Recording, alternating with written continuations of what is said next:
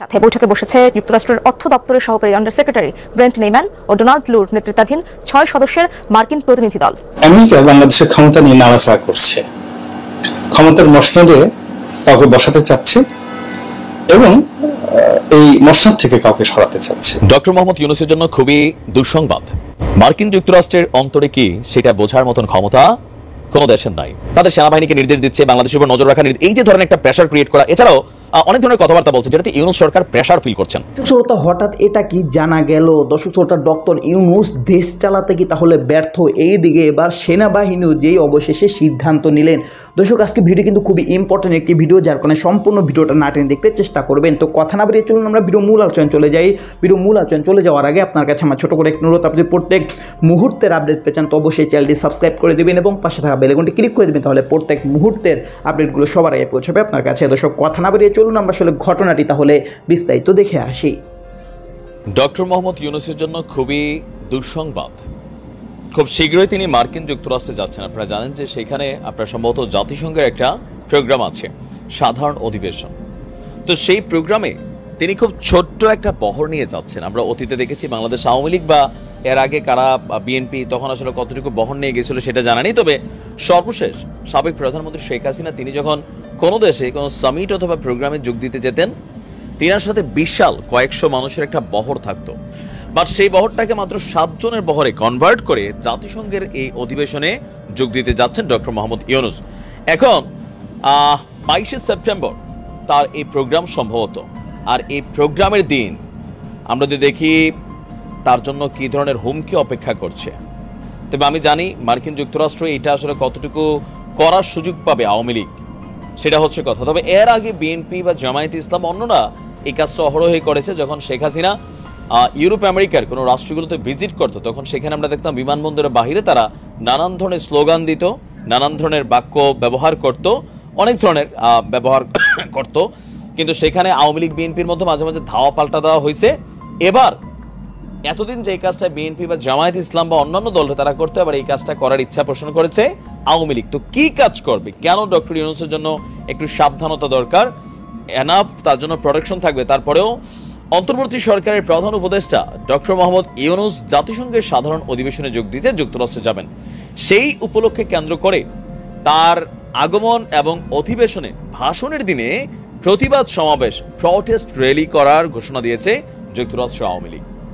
গতকালকে যুক্তরাষ্ট্র আওয়ামী লীগ এক সংবাদ সম্মেলন শেষে যুক্তরাষ্ট্র আওয়ামী লীগের সভাপতি সিদ্দিকুর রহমান এবং সাধারণ সম্পাদক আব্দুস সামাদ আজাদ তারা স্বাক্ষরিত এক সংবাদ বিজ্ঞপ্তিতে তারা বলছে অবৈধ প্রধান উপদেষ্টাকে আসন্ন জাতিসংঘের সাধারণ অধিবেশনে আপনার হাজার হাজার শহীদদের উপর রক্তের উপর পা দিয়ে অংশগ্রহণ করা তারা সমীচীন মনে করছেন না। যুক্তরাষ্ট্র আওয়ামী লীগ তীব্র প্রতিবাদ এবং ঘৃণা প্রকাশ করছে। যদি প্রধান উপদেষ্টা যুক্তরাষ্ট্রের মাটিতে আসে, তাহলে যুক্তরাষ্ট্র আওয়ামী লীগ অঙ্গ এবং ভাতৃপ্রতিম সংগঠনের সর্বস্তরের নেতারা 22শে সেপ্টেম্বর দুপুর 2টায় JFK বিমানবন্দর এবং 27শে সেপ্টেম্বর সকাল 11টায় জাতিসংঘ সদর দপ্তরের সামনে প্রতিবাদ সমাবেশ করবে। আওয়ামী লীগের এমন ঘোষণার পর আমি কমেন্ট সেকশনে দেখলাম মার্কিন যুক্তরাষ্ট্রে বসবাসকারী বিএনপি বা জামায়াতের যে সকল নেতাকর্মীরা তারা আবার বলছেন আসো আমরাও খেলবো।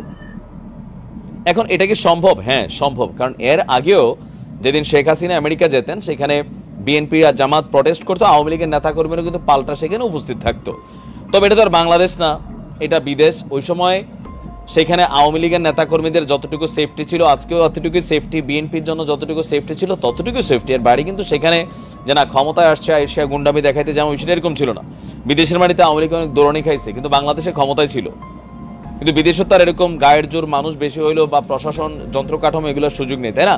তবে এখন এই মুহূর্তে আওয়ামী লীগের নেতাকর্মীরা, যুক্তরাষ্ট্রের আওয়ামী লীগের নেতাকর্মীরা যে ঘোষণাটা দিয়েছেন, এটা আমার কাছে মনে হয়েছে নিরেট একটা নির্বুদ্ধিতার পরিচয় দিয়েছেন। বলে ভাই আপনি কেন নির্বুদ্ধিতা বলছেন? দেখেন এই মুহূর্তে বাংলাদেশে হাজার হাজার লক্ষ লক্ষ আওয়ামী লীগের নেতাকর্মীরা এখনো নিরাপদ আছে শুধুমাত্র এই লোকটার কারণে। তবে সর্বশেষ প্রধানমন্ত্রীর যে বক্তব্য, সেখানে বোঝা যাচ্ছে যে আওয়ামী লীগ সরকার পুরাটাই মনে করছে যে ডক্টর ইউনূস হচ্ছেন এই টোটাল গেমের মাস্টার মাইন্ড। ওদিক দিয়ে বিকাশ তারেক বলতেছে তারেক জিয়া মাস্টার মাইন্ড, তাহলে খেলাটা কোন জায়গায়? আচ্ছা, তো সেই ফোন আলাপটাতে যথেষ্ট ঘৃণা গোস্বা প্রকাশ হয়েছে ডক্টর ইউনূসের প্রতি, আর তাই হয়তো আওয়ামী লীগের ভিতরে চিন্তা এটা। কিন্তু এটা নির্বুদ্ধিতা কেন আমি বললাম? আপনারা তো আমেরিকাতে আছেন, কোনো সমস্যা নেই, আমরা দেশের বাইরে আছি, অনেকেই সমস্যা নেই, কিন্তু বাংলাদেশে বসবাসরত যে আওয়ামী লীগের নেতা কর্মীরা আছে, দলটারে ভালোবাসতো, কিন্তু আপনাদের গুটিবাজির কারণে তারা পদ পায় নাই, পদবি পায় নাই, তারপরেও দলটা কইরা গেছে। তারা ক্ষমতার চিন্তা করে নাই, বঙ্গবন্ধুরে ভালোবাসছে, আওয়ামী লীগের ভালোবাসছে, সেই কারণে তারা দলটা করত। এখন ডক্টর ইউনূস সাহেবের সরকারটা মোটামুটি লেভেলে কিন্তু আওয়ামী লীগের উপর এই মুহূর্তে প্রথম 2-4 দিন হয়ে গেছে, বাট এখন কিন্তু দমন পীড়ন চালানোটা অনেকটাই বন্ধ করে ফেলছেন, এটা টেকনিক্যাল ওয়েতে। তো এখন আপনারা যদি খোদ ইউনূস সাহেবের উপরেই যুক্তরাষ্ট্রে গেলে এখানে ওনার একটা গালি দেন অথবা 2টা স্লোগান দেন, এমনি আওয়ামী লীগ সরকারের সময় তিনি নানান ঝামেলায় পড়ছেন, মনে মনে একটা ক্ষোভ আছে না? আছে। এই ক্ষোভটারে তারা 10 গুণ উগ্রাই দিবেন। প্রশাসনরে এখন পর্যন্ত অনেক জায়গায় মোটামুটি নিউট্রাল রাখার চেষ্টা করা হচ্ছে, কিছু কিছু হচ্ছে না তা না, হচ্ছে। তো সেটা যদি বন্ধ হয়ে যায় কি করবেন?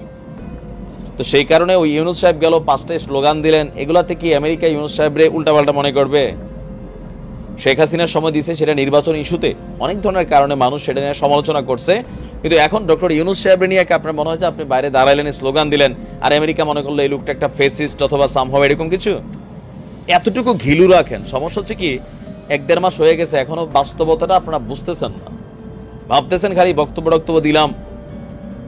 দেশের মধ্যে এই বক্তব্যগুলা বা এই ঘটনাগুলো যখন সামনে আসতেছে, ভাইরাল হচ্ছে, আপনাদের সম্পর্কে বা আওয়ামী লীগ সম্পর্কে মানুষের নেগেটিভ ধারণা তো যতটুকু আছে পুরাটাই তৈরি হয়েছে। এটা আরো আগুনের মধ্যে ঘি ঢেলা দেওয়া, যাদের হাতে রাষ্ট্রযন্ত্র আছে, প্রশাসন আছে, এই মানুষগুলোর যদি আপনি বিগ্রাই দেন। তো দর্শক, আপনার ভিডিওটি দেখলেন, ভিডিও দেখে যদি আপনার কোনো মন্তব্য থাকে তাহলে অবশ্যই কমেন্ট বক্সে কমেন্টে আপনার মূল্যবান মন্তব্য জানিয়ে দেবেন। দর্শক, এখন আমরা পরবর্তী আরেকটি ভিডিও দেখব, যেটা দ্বারা আমরা আরও কিছু তথ্য আমরা জানতে পারবো। দর্শক, চলুন আমরা সেই ভিডিওটি বিস্তারিত দেখে আসি। রাষ্ট্রীয় অতিথি ভবন পদ্মায় পররাষ্ট্র উপদেষ্টা মোহাম্মদ তৌহিদ হোসেনের সাথে বৈঠকে বসেছে যুক্তরাষ্ট্রের অর্থ দপ্তরের সহকারী আন্ডার সেক্রেটারি ব্রেন্ট নেইম্যান ও ডোনাল্ড লুর নেতৃত্বাধীন 6 সদস্যের মার্কিন প্রতিনিধি দল। সকালে দূতাবাস কর্মকর্তাদের সাথে অনানুষ্ঠানিক বৈঠকের পর শুরু হয় দ্বিপাক্ষিক বৈঠক। পরে প্রধান উপদেষ্টা ডক্টর মোহাম্মদ ইউনূসের বাসভবন যমুনায় যাবেন তারা, বৈঠক করবেন সেখানেও। তারপর পদ্মায় আবারও বৈঠক করবেন অর্থ উপদেষ্টা ডক্টর সালেউদ্দিন আহমেদের সাথে। দুপুরে মার্কিন প্রতিনিধি দলটির সদস্যরা পররাষ্ট্র সচিব মোহাম্মদ জসিম উদ্দিনের সাথে মধ্যাহ্নভোজে অংশ নেবেন। এ সময় সংশ্লিষ্ট মন্ত্রণালয়ের প্রতিনিধিরা উপস্থিত থাকবেন। এরপর বিকেলে বাংলাদেশ ব্যাংক গভর্নরের সাথে বৈঠক করে আজই ঢাকা ছাড়বে মার্কিন প্রতিনিধি দল।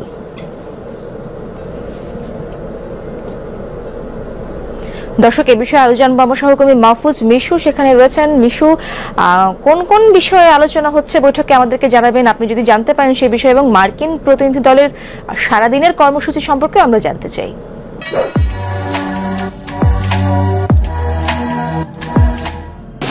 ইশরাত, মূলত পররাষ্ট্র উপদেষ্টা তৌহিদ হোসেনের নেতৃত্বে যে বৈঠকে বাংলাদেশ প্রতিনিধি দল বসেছে, সেই বৈঠকে বাংলাদেশের পররাষ্ট্র সচিব মোহাম্মদ জসিমউদ্দিন সহ বিভিন্ন দপ্তর এবং মন্ত্রণালয়ের প্রতিনিধিরা উপস্থিত রয়েছেন। যে বৈঠকটিতে নেতৃত্ব দিচ্ছেন মার্কিন পররাষ্ট্র দপ্তরের অর্থনীতি বিষয়ক যিনি সহকারী মন্ত্রী, তার সঙ্গে ডোনাল্ড লু সহ আরও 6 জন, মোট 6 জন কর্মকর্তা তো রয়েছেনই। সেই বৈঠকটিতে মূলত আপনি জানেন যে একটি বিশেষ পরিস্থিতিতে বাংলাদেশের যে অন্তর্বর্তীকালীন সরকার দায়িত্ব নিয়েছে, সেই সরকারের অগ্রাধিকার বিশেষ করে অর্থনৈতিক সংস্কার, বিদেশে পাচার হওয়ার টাকা ফেরানো এবং বাংলাদেশে বৈদেশিক বিনিয়োগ, বিশেষ করে বাংলাদেশে এককভাবে সবচেয়ে বেশি বিনিয়োগকারী যে দেশ, সেই মার্কিন যুক্তরাষ্ট্রের প্রতিনিধি দল এসছে।